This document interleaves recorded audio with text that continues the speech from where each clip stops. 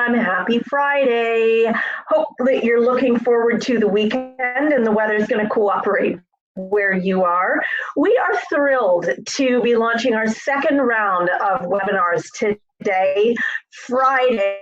And it's because we've been talking so much about business and so much about the things that you can be doing right now. We thought that today would be a great important aspects of life and taking care of your mental and physical health. And we're excited about today's presentation, and Chiyoko is going to be leading a discussion with Rick Davidson. So Chiyoko, hello, I will just turn it right over to you. Thanks, Lee. Yes, as you mentioned, this is a super exciting day for us. Not only are we launching the second series of our Be Relentless webinars, but of course we have a very, very special guest with us today, and I'm super excited to have a fireside chat. I was going to put a fire in the background of my Zoom background here, but I didn't have enough time to look that up. But we are going to talk about kind of maintaining physical and mental health during these challenging times. And I know that we've all been thrown into, basically our homes constantly and thrown out of our routine. And I think it's a really great discussion to have. And I can't think of anyone better to have that discussion with than Rick Davidson. So I just want to introduce you, first of all, quickly to him. So he is a 30-year industry veteran. He spent 10 years with Coldwell Banker Real Estate in the greater Washington, D.C. metro area.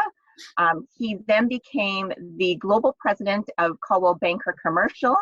And then how I know him is he became the global CEO of Century 21 Real Estate. And I was trying to think back, and I feel like I've known Rick so many years, but I think I just met him in 2016. And the minute I met him, he inspired me. I saw him on stage and his passion for the brand, and it truly did, inspire me, and it just made me fall even more in love with the brand. So he is a very avid fitness fanatic. He is an alpine mountaineer. He is a fly fisherman, so that's what we have in common because I love fishing too. Of course, he's a husband, father, and he's very young at heart. So Rick, welcome so much to our Be Relentless webinar series. Thank you, Chiyoko. Good morning to you. Good afternoon if there's folks on the East Coast. And I'm excited to be here with you, excited to have a conversation. Thank you for the introduction. I think 30 years, all that means is I'm old. But, with age comes some wisdom, though. And, it's interesting that you talk about, the connection and the energy, because I felt that exact same way about you. You just have this, incredible energy and passion, and it's fun to follow you on Facebook and LinkedIn and see all the things that you're doing, and just out there, making life fun and exciting, and going after your business hard. And you do such a great job as your team does as well in representing Century 21, not just in Canada, but around the globe. And I'm excited to spend a few minutes with you.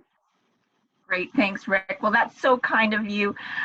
So, you've got this amazing journey in real estate, and I know that you're with, I think, Century 21 for just over 7 years. But, for those people, and a lot of people know you in Canada, right? You are very, very well known. I'm sure we've got lots of people watching this episode today, but so many people know you. But for those people that are new to the brand, can you tell us a little bit about your journey in real estate and kind of what you've been doing recently?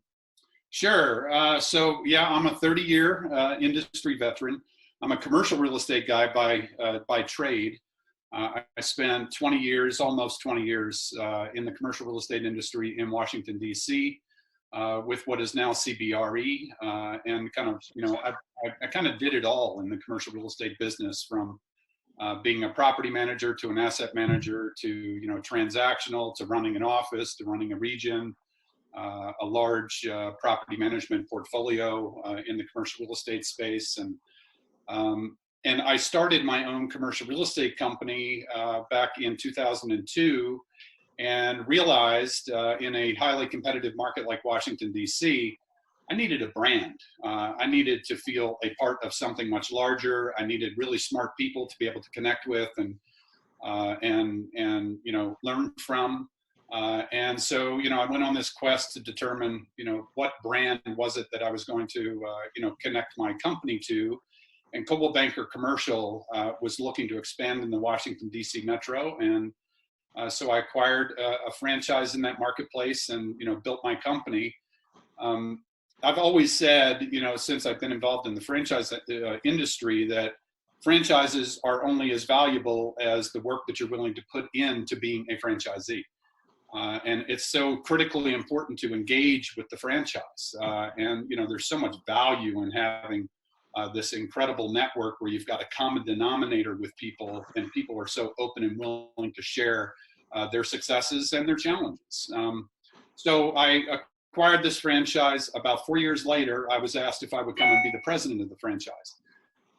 It was not something that was on my radar, but I ended up selling my company and moving my family from the DC metro up to New Jersey, just outside of Manhattan, and took on the role as president of Coldwell Banker Commercial. And then in late 2009, they asked if I would consider taking the helm of Century 21. And I was incredibly excited about that opportunity, given the global presence of the brand. And as a commercial real estate guy in a market like Washington, so many of the transactions that I was involved with and so many of the clients that I served were international in scope. So it was an exciting opportunity, and 7.5 years I spent as the CEO of Century 21. Just 7.5 of truly the most rewarding and best years of my professional career. I absolutely love the people at Century 21, certainly all of the Century 21 brethren to the north. It's just such a giving organization. The people are incredible.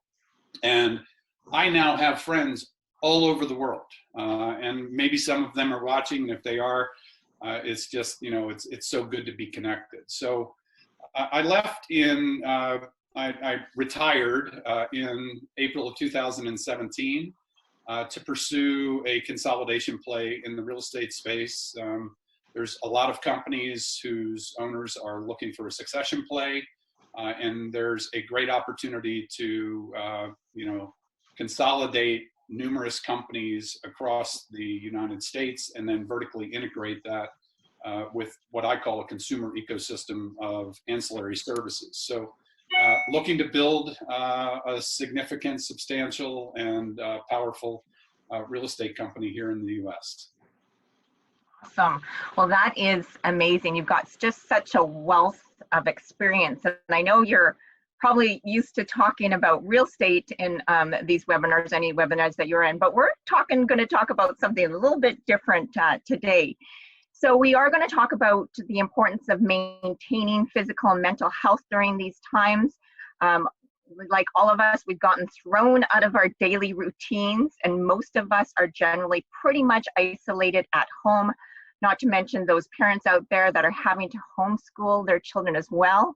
And we are trying to, juggle kind of just a new world. And so I wanted to talk about some of the things that people can do in order to stay strong, both mentally and physically.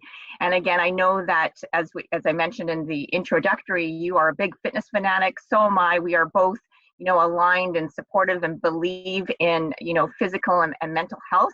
And so I'm really excited to have this conversation with you. So I wanted to start off by asking you a little bit about your current situation, the current situation that's out there, and how that's impacted your life, and how have you coped with the sudden change? It's a great question. My situation is no different than, frankly, I think anyone's around the world at this point. Certainly there are markets that are reopening, but for the most part, we all have stay-at-home orders. We're limited on the amount of social interaction that we can have, it can certainly be mentally challenging. So the key to me is maintaining a routine. I think it's critically important that nothing has changed, quite frankly, for me. I get up in the morning at the same time that I typically get up. The first thing I do is I work out. I make sure that, physically that I'm strong, because I truly do believe in, strong body, strong mind. It helps to kind of set me on course for the rest of the day.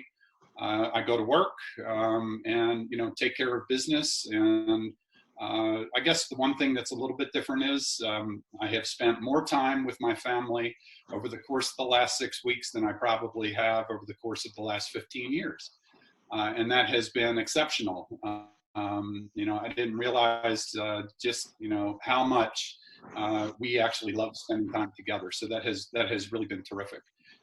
But my situation is the same as everyone's, and it's really critically important that you start the day with the right mindset, that you stay on a routine, and that you keep yourself really focused. And one of the things that I've always liked to say is stay true to yourself. That's really important. If you have a routine, stick with the routine. If you have habits, stick with those habits as long as they're good habits. But this can also be a time where we have an opportunity to work on those things that maybe we have wanted to work on, whether that's physically, emotionally, spiritually, or mentally. This is a great opportunity because oftentimes during the day, we do have times where we're alone. We don't have to be on a Zoom call. We don't have to be on a conference call, and there isn't people around us that aren't family. So it gives us a unique opportunity to really be focused on our mindset. Rick, I know that, and again, over your years of experience, and I know that you're probably out on the road, gosh, probably 3/4 of a year, and you're always interacting, with people. I've been doing the same thing. We have what's called the Up Close and Personal tour, where I'm constantly in front of interacting with people. And I know all of a sudden we get put into our homes, and realtors are no different. They're used to being out there talking to people, networking, creating those contacts. And, I'm just wondering, how do you stay close to, still getting that social interaction? Yeah, I mean, it's a great question. I do spend a lot of time outdoors. So, either hiking or mountain biking or fishing. And even over the last 6 weeks, it's just important to find someone, in the parking lot where they're parking their vehicle and getting on their bike. And you can be 10 feet away, but you can strike up a conversation. You can talk about the craziness that we're all living through that is, COVID-19 or Corona. You can talk about, family and fitness and weather and anything else. So, I try to really stay engaged with the people that I do have an opportunity to come in contact with. And also, I spend a lot of time on the phone, a lot of time on Zoom calls. There's so many interesting ways that people are finding to get together, whether it's, virtual happy hours, or even last night I did a 90-minute through an online meeting platform, a 90-minute session on spirituality. So, it was really great. There was like 15 people on the call, and we did some meditation, and it was just terrific. So, it's just critically important to try to use, thank goodness for technology that we have access to that, but to try to use all of those various tools that we all have available to ourselves to keep us engaged. Because if we don't, it's, none of us are really good alone for a long period of time, right? Things start to play in your head. And it's really important to get out and get different perspectives and just have conversations. So I really work at it, and it's been successful, at least in the time period that we have all been impacted by this pandemic. That's great. And I know that you were talking about the importance of routine. And when we actually started this webinar series, we actually had Richard Robbins for our very first webinar, and he talked about, creating certainty in times of uncertainty. And you just said it yourself, is it's so important to keep that routine, right? To get up at the same time as you normally do, and to get dressed, to get out of your pajamas. There's, when this started, there was, joking, should I put something else on than my pajamas? But, it's good to get yourself ready and to feel like you're normal, versus just feeling like you're tired and unmotivated. So Rick, can you tell us maybe some of the things that people can do to stay effective and productive at home? Yeah, I mean, I think that you just really hit on them, right? So, it's don't get out of the routine that you have typically had. Get up, take a shower, shave, get dressed like you're, going to go to the office, although, I wouldn't go to the office in a t-shirt.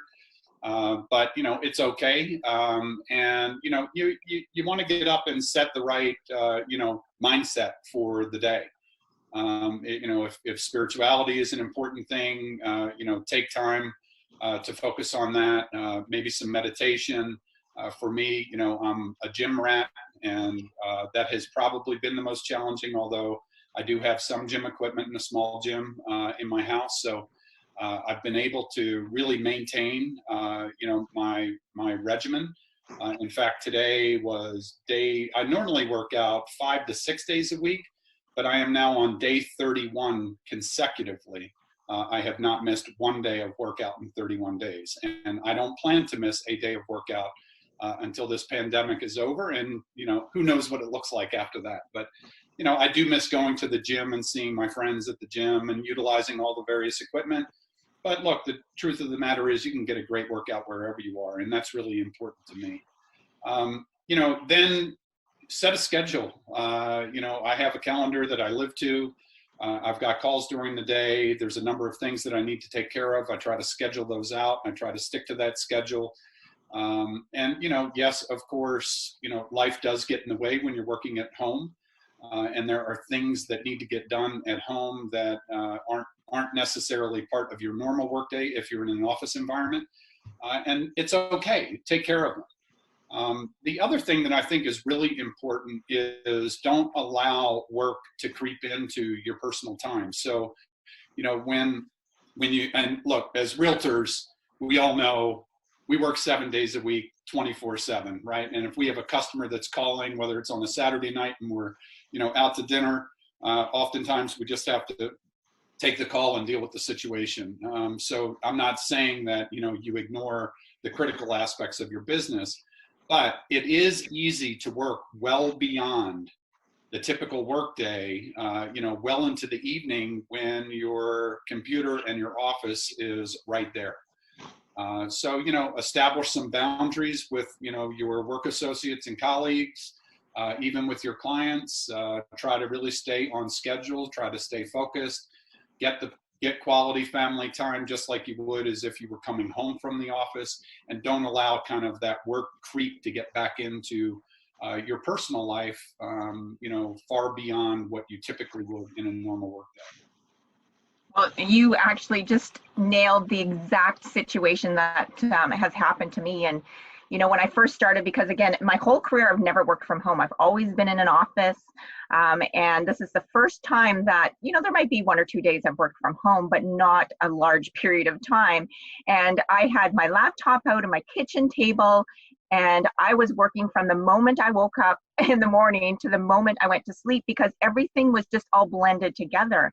And what I realized a couple of weeks ago is like, I'm starting to get tired, working 24/7. So, I created a separate workplace in my home where I could have my computer, and I could actually separate that and actually put time aside to, focus on myself, watch a little bit of TV if I just wanted some downtime, of course, to exercise. But I think, as you said, it's really important to have, that schedule, and to schedule time on the phone, reaching out to your clients, to schedule, if you need to help, your children doing some homeschooling, to schedule exercise time, to schedule me time.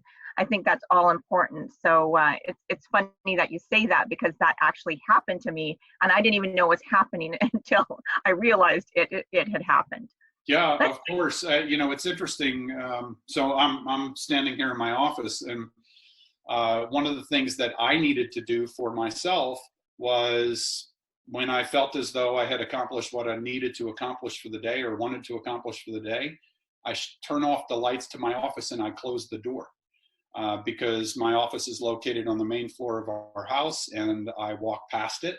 And if the door was open and I see my laptop sitting there, I had this kind of hankering to go in and sit down and maybe bang out a couple more emails. And I really had to push myself to stay focused on my personal time and not allow myself to go into the office. It's I've been saying to a few people over the last few days, it's kind of like Groundhog Day, right? We get up every day and it's the exact same thing. It's a 13-step commute to your office, and you know, and it's the same. You can't really go and do all of the things that maybe you want to do. And it really does blend together, and you've got to really work hard to, you know, schedule out the things that are critical, the things that you would like to get done, and then really separate between your personal time, your family time, and your work time.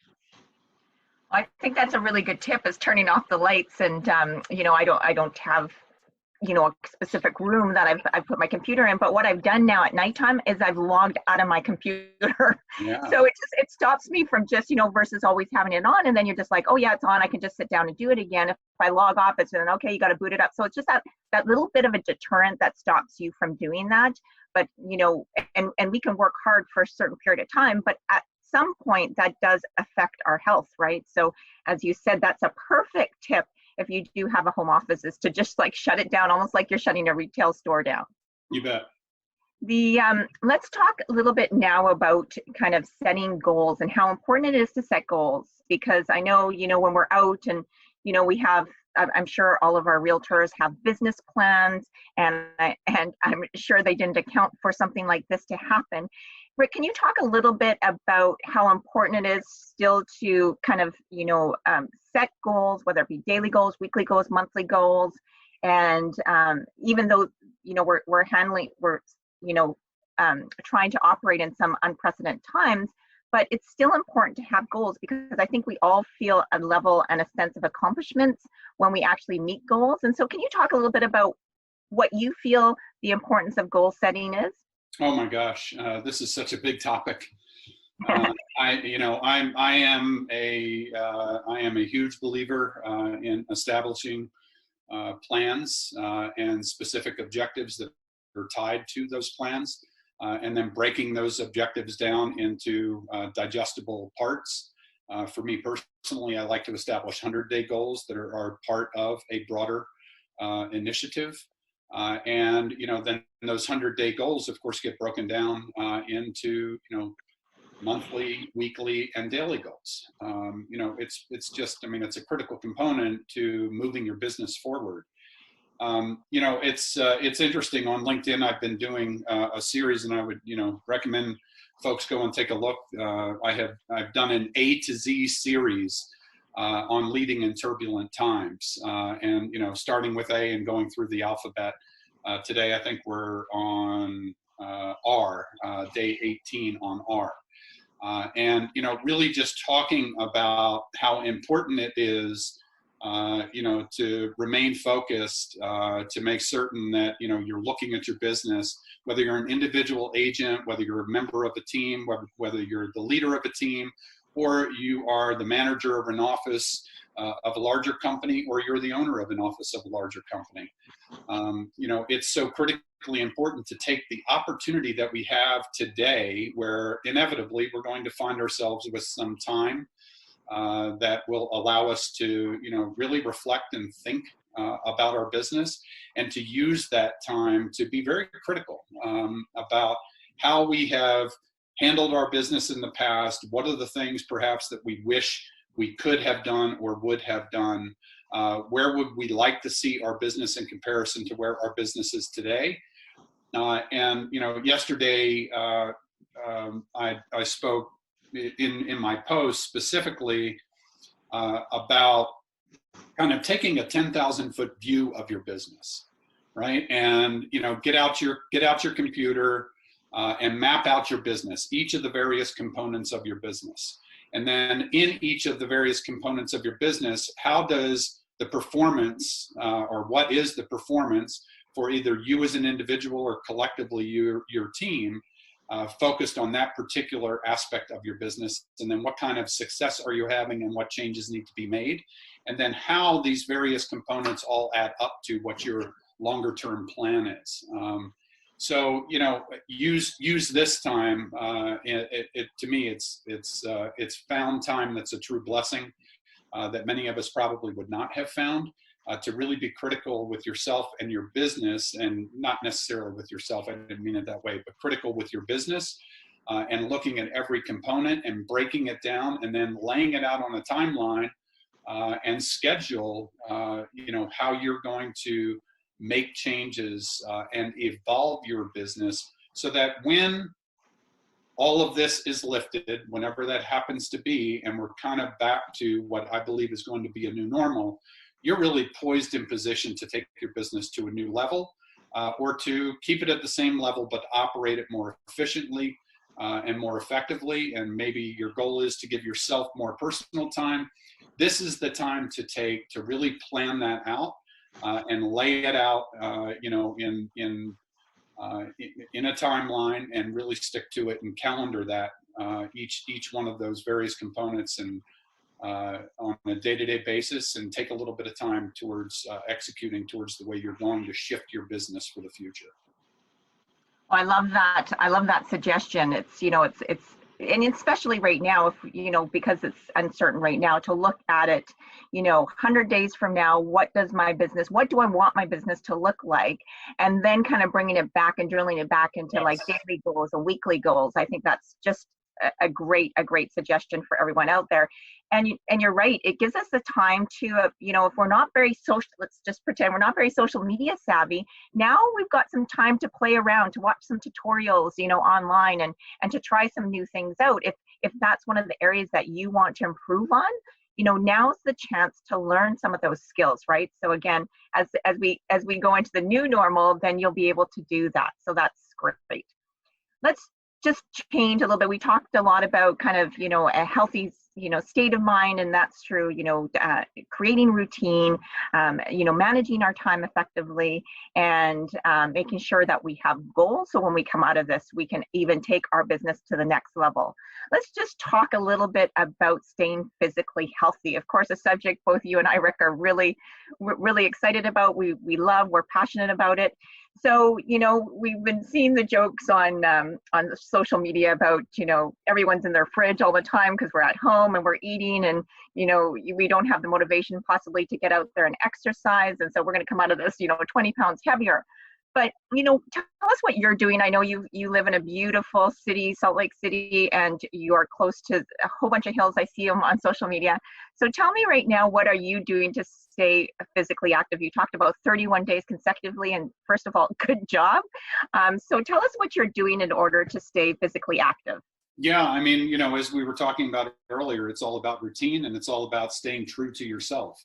Right. And, look, mindset is critically important. And we have to be staying, mentally, physically, spiritually, and emotionally healthy. And, everyone has kind of their own way of doing that, whether it's, being very introspective or whether it's, getting outside and being, highly physical.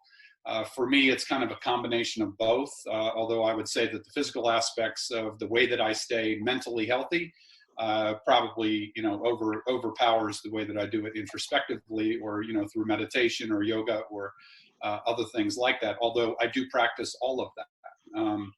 And, again, it's, same routine. I'm up in the morning, and, I have my healthy drink, and off to the gym.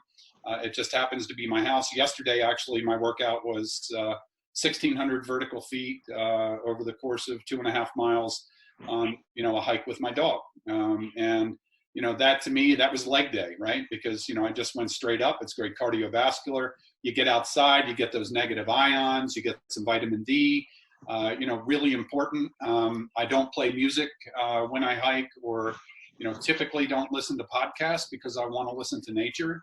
I want to hear what's going on in the surroundings around me. I do happen to live in an area where there are rattlesnakes, so I do have to be a little bit cautious about that, especially with my dog, kind of romping and rutting and doing his thing. So I really do, though, like to just kind of hear what's going on in the world and get away from, all of these electronics and everything that we're just surrounded by, all day, every day.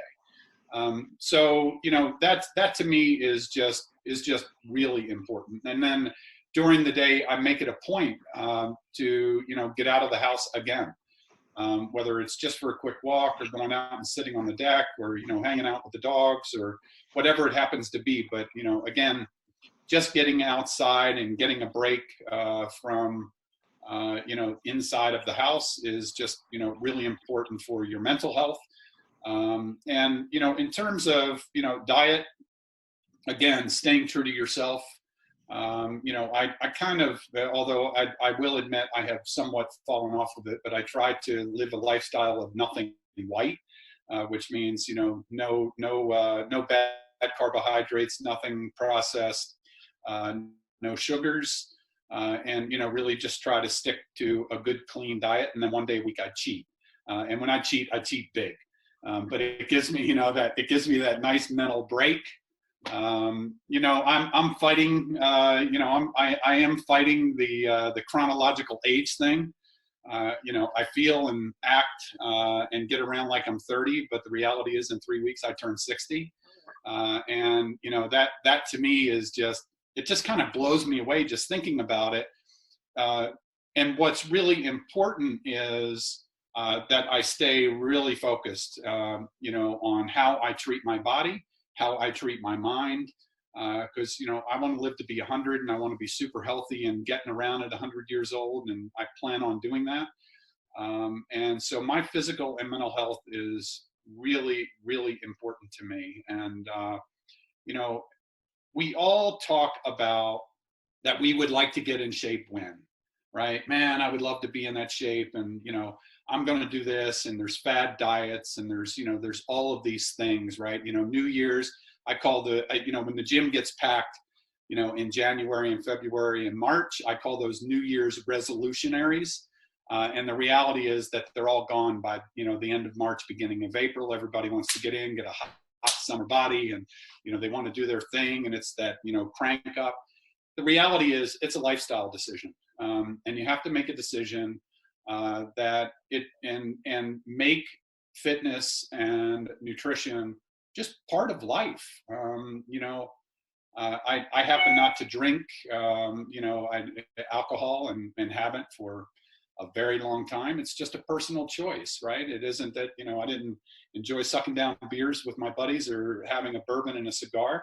The reality is, though, I didn't feel great the next day, following something like that. And it's just a choice, a decision that I made for my own life, just as good nutrition and fitness is a choice. And it has to be a lifestyle choice. Can't be a fad, can't be a New Year's resolution. It's got to be something that you make a decision about. And all I can say is, if you're in your 30s today, trust me, when you're 60, you will be so glad that you took care of yourself physically and mentally. Because, man, my life is just starting at 60, right? I no longer have to go to work every single day. And I am fortunate to be physically and mentally healthy, and I can pretty much do anything I want. And that's a really cool thing. No limitations is kind of the lifestyle that I try to live. Well, I think you're so right when you say, it really is a lifestyle, right? And again, I'm a part-time fitness instructor, and one of the most common questions I get is, can you recommend a diet? Can you recommend this? And I'm like, no, you actually have to change your life, right? It's not about a short-term diet. It's not about a short-term sprint to the gym for a period of time, but it is really a lifestyle change. It is a commitment to kind of building a better, a stronger you as you move forward. And Rick, maybe if you want to comment too, because I'm a big believer that being healthy, both mentally and physically, and specifically physically, has a positive impact on me as a business person and being productive at work. Can you comment a little on that? Oh, absolutely. Look, the regimen that I have to take care of myself physically transitions or transfers over to the regimen that I have in my business. Again, it's a lifestyle. I hold myself to, very high, rigid standards. And I try not to beat myself up when I don't live up to those standards every day, but I do give myself the permission to be okay with not doing everything perfect, every single day. So if I miss a day of workout, I don't beat myself up over the day of workout. If I have a piece of pizza and a piece of cake, I don't beat myself up over doing that, because it's just, it's a very short-term, decision that I made to indulge. And that's okay, because it doesn't shift me away from the regimen that I have in taking care of myself. So, it's, again, it's a lifestyle, and it definitely transitions into every aspect of your life, including your work life. And, it gives you more energy. It keeps you mentally focused. And, to me, it really is the foundation. My mental and physical well-being is the foundation for really everything that I do, as a father, as a husband, as a work colleague, and how I feel about myself as an individual. Absolutely. And as you say it, when you're physically active again, I don't mean going out there and running for an hour, because people don't need to do that. They can, as you said, they can even go for a walk, but being physically active, feeling strong, gives you confidence, gives you more energy, gives you focus. It gives you all the things that you need in order to be more productive in your business. So let's just, I know that I get commonly asked too, if I don't really have let's just say a fitness schedule or any type of physical activity schedule, and I feel like I don't know where to get started, what are some of the things that you would suggest someone if they wanted to get started doing something that's around physical activity? Well, you just touched on it. Go for a walk. Get up, and find whatever part of your day. For me, it happens to be the mornings, just because I like the way that it jumpstarts my day. The other reason that I started working out in the morning, because I used to be an evening workout guy for many years. And probably for the last 20 years, I've been a morning workout guy. And the reason that I made the shift was I found that there were often times in the day when I got so deep into my responsibilities, whether those be, work responsibilities or family responsibilities, I found that I was compromising on my schedule to get to the gym in the evenings. So when I switched to a morning routine, now that I live in Utah, I am 2 hours behind New York, which I can't stand, to be quite honest, because I like getting up when the rest of the world is up. And so, but when I lived on the East Coast, and I've lived on the East Coast my entire life, except for the last 2.5 years, when I was, up at 5 o'clock or 5:30 and, at the gym, I didn't have people calling me. And actually I was able to, get a jump on most people, because I would get up at 5 and have a cup of coffee or, a healthy drink. And I'd be checking my emails, and I'd be banging out a bunch of emails between 5 and 5:30 before I got to the gym.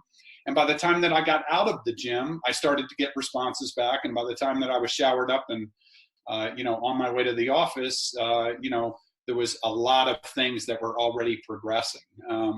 So what's important is to find a time consistently that works the best for you.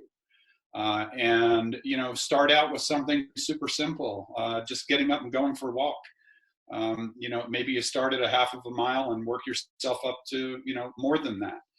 And the other thing that they talk about, the science behind getting a good cardiovascular workout, if you're looking to change your weight, if you're looking to lose weight, is that if you have 20 minutes of sustained exercise with your heart, quote, at rate, you burn 20% more calories for the next 8 hours, because your metabolism gets jumped. Well, when your metabolism gets jumped, it jumps every aspect of your life. It makes you, more alert. It makes you more energetic. It gives you, kind of that stamina to get through a really tough day. And it's not like it wears you out in the morning to work out. It actually energizes you. So, find something simple, pick a time that really works with your schedule. It's okay to change that time if it doesn't seem to be working out, but don't use that as an excuse to give up on it. Stick with it, and as you become stronger and feel like you want to take something else on, take a look at joining a gym. Or, Chiyoko and I were talking before we went live on this about the fact that, my gym, although it is closed, is offering all of their classes online. And, they're being done from a studio somewhere by an instructor. And, you can do everything from, cardio to spinning to yoga. And there's so much out there that is available for free online. You can just, and follow a workout routine with someone that you make a connection with. That's really important. The other thing that I would offer is find an accountability partner. If you find yourself that you have a difficult time motivating yourself to get out on a consistent basis, man, if you find someone that, you pick up the phone and call them and say, hey, I want to be your accountability partner. Let's go for a walk every morning at 6:30. I guarantee when six o'clock rolls around, the alarm goes off, and you begin to question whether or not you want to actually get up and go out and into the elements and take that walk, you're going to get up and go out because your partner is waiting at the corner where you told them that you would meet them at 6:30.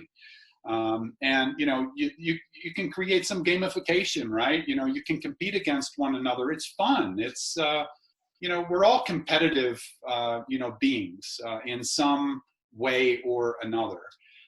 And finding a way to really compete in a super healthy way in physical fitness is a great way to really jumpstart that, and it'll keep you focused and it'll keep you out there. And again, if you do it long enough, it will become part of your lifestyle, and you will truly miss it when you don't have an opportunity to participate in it. Absolutely, you are so correct. And if I can add to that too, just from my sense, I always say to people too, and it goes back to setting routine, managing your time, setting a schedule is really set realistic goals. So if you want to go out for, let's just say, a 21-minute walk, maybe you decide that, okay, you know what, I can commit to doing that 21-minute walk 3 times a week, right? And I'm going to do it Mondays, Wednesdays, and Fridays, whether it's in the morning or in the afternoon or in the evening. But just set yourself to say, that is my goal this week, 3 times 21, and then get out there. And as you say, you can build on that, right? Or you can even take that 21-minute walk, and now you can start walking faster for 1-minute intervals, and you can have a lot of fun and do a lot of different things. The other thing is, and I know you talked about having all these classes online, the internet is a great place to start, right? And you don't, I think people think, oh, I have no equipment. I don't have any free weights. I don't have a yoga mat. I don't have, any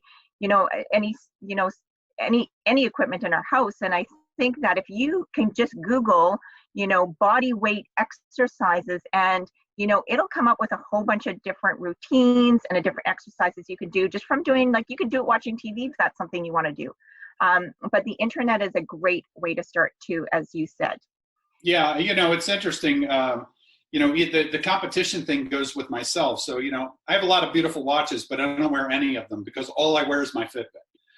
And I am really competitive with myself about it, right? It's like, man, if I don't hit my goals that I have set, in my Fitbit app every day, I'm like, man, you were a slacker today. Well, how come you didn't get to your X number of steps or calories or active minutes or, floors or whatever the goals are that you set? This to me is a really simple way of holding myself accountable. And when I think that I may have been active as I needed to be, the stats don't tell a lie, right? So it's like, I just pull up my app, I take a look, and, I have been known, as has my wife, Tina, to be walking around the house at 10:30 and going up and down the steps before we go to bed because we hadn't gotten to our step goals or our floor goals. But, it's just, hey, it's, it's competition. It's only competition with me, so it's super healthy. And again, it's, just holding myself accountable, holding myself to that higher standard. Not compromising, and just staying really focused. Yeah, well, your Fitbit is your accountability partner. Yes, it is. The last thing I want to talk about, and we're just about to wrap up here, but I did want to, and you touched on this, but I did want to talk about the importance of healthy eating. And I remember something that stood out in my life, and I don't even know when I heard this, maybe 10 years ago. And I think I don't know if I was watching Dr. Phil or Oprah or one of those shows for some reason. And you know, they said on there, treat your body like a temple Monday through Friday, and treat it like a carnival on the weekends. So not to say that we want to go crazy on the weekends, but what it said is be disciplined Monday through Friday. Like if you don't want to completely deprive your body, because we talked a little bit about indulging, and it's always okay to do that, but you know, create this routine that you can get into, at least you can stick to. And then, you know what, if you're going to have something, as you say, Rick, something white, you know, going to have that on the weekend, and you'll get used to kind of eating healthier, right? And so let's talk about some of the things that people can do to eat healthier, because again, we're all at home. We've got access to, you know, food that we might not have access to. We have more time on our hands to look at the food and to cook and to bake. Let's talk a little bit about some of your tips you might have to staying healthy and eating healthy. Sure. So I would recommend a book. Actually, it's not a new book. It's an old book, and it's called Body for Life. And it's written by a guy by the name of Bill Phillips, who was one of the founders of a nutritional supplement company called EAS. And it's a really terrific book because it's super simple.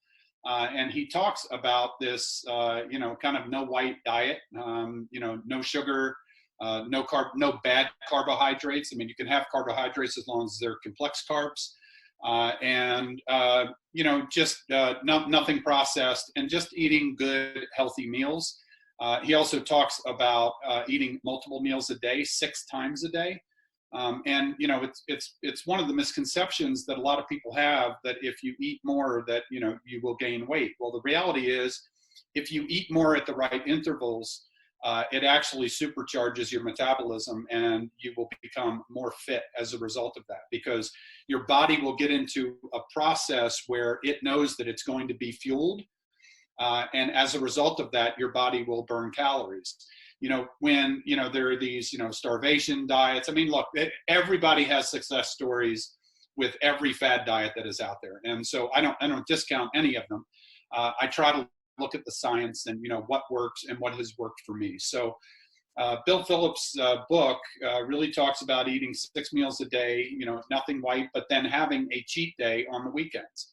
Now, he talks about cheat days as in having like 1 piece of pizza. When I have a cheat day, I eat an entire pizza. And it's okay. I may not feel very good that night, but my palate certainly enjoyed the cheat. And then he also talks about different workout standards, and you know, what you can do to work out. And you don't have to have a gym in order to do that, because it's, you know, it's about a mix of cardiovascular and weight training. You know, the reality is, the older that we get, our muscles do atrophy. And if you want to maintain your stability, which is really important to me, to focus on my core and my legs, because I want to have stability as I get older. We all know older folks that, you know, have a tough time getting around, that never had an injury. It's just because they've had atrophy and really haven't focused on keeping their core strong and keeping their lower body strong. And that is our mobility, right? So, you know, he talks about different ways of working different aspects of your body in addition to the science of the diet. You know, look, don't tempt yourself. You know, when you go to the store, don't buy the things that you know that are going to sit in your cabinet that are going to be tempting to you. Now, obviously, if you've got kids at home, it's hard to do that, because, you know, kids want access to all kinds of things, and that also means that the parents have access to all kinds of things.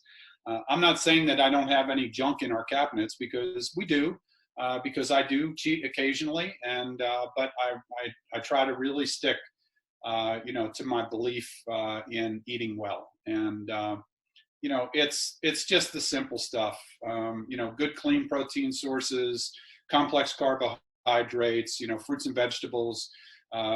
You know, watch the amount of sugar intake, and sugar can come from so many different things, not just sweets. And you know, just finding that balance that feels good for you and where you're getting the results from. Great tools. Thank you. And you know, you and I could probably talk about this for hours and hours, but we do have to wrap up. And I want to make sure to add one more thing. Everybody stay hydrated. It's super important to drink lots of water. And sometimes we forget to do that, but that is so, so important. Maybe we can go to Lee. Lee, I don't know if you have 1 or 2 questions. We probably just have a couple minutes before we have to wrap up. We've actually got all the questions that have been answered. There were a bunch of questions about nutrition, which I think you've touched on. There was another ask for the title of the book, and someone chipped in, Body for Life by Phil Phillips. So we got that one. So actually, I think you've answered all the questions that have come in. Great. Well, Rick, thank you again so much. Again, it's wonderful to see you virtually, and hopefully we can go fishing sometime soon. But thank you so much for sharing your experience and sharing your passion for, a strong mental mind and a strong body. We really appreciate your insights and your advice and your guidance, especially during these times. So thank you so much for joining us. Thank you, Chiyoko. And when you reached out to me, I was like, absolutely, because you really set the standard. Just everything about you, your energy and your physicality and your positiveness, and you were just such a great role model for everyone. So when you reached out, I was honored to be asked, and love to share tips and resources. And if anyone is interested in reaching out to me, my email is rick@CAIRNRE.com, Karen RE. And if you don't know what a Karen is, that is a navigational device like a stack of stones. It's a way of keeping yourself on the path. Great. Yeah, thank you very much. And given your Japanese heritage, domo arigatou gozaimasu. And I look forward to seeing you again soon. All right. Well, thank you so much. We will put Rick's email in the chat box, the comment box at the end. And everyone, thank you so much for joining us. So Lee, back to you. Thank you very much, Chiyoko. That's great inspiration for going into the weekend, getting some new goals started. We will be back here on Monday, ready to go. We are theming the next 20 webinars. Next week is Marketing Week. We're kicking it off with Eric Sachs from Breakthrough Broker. He's going to do a 2020 Marketing Action Plan workshop. We will post a link to that on our social media channels. There is a workbook for you if you'd like to download it before next Monday. So we will be working through that with him on Monday, and then on Tuesday, building an all-star LinkedIn profile. This is one social media platform that I think a lot of people forget about when they're doing their social media plans. So we've got an expert coming in to talk about that. And then on Wednesday, strengthening your ties in the community during the virus. And then on Thursday, Sean Bell from Century 21 Drive will be joining us to talk about Facebook ads best practices. So we've got lots of marketing ideas ahead for you next week. We hope you will join us then. We will see you on Monday morning at 10 a.m. Pacific, 1 p.m. Eastern. Have a great and active weekend, everyone. Bye.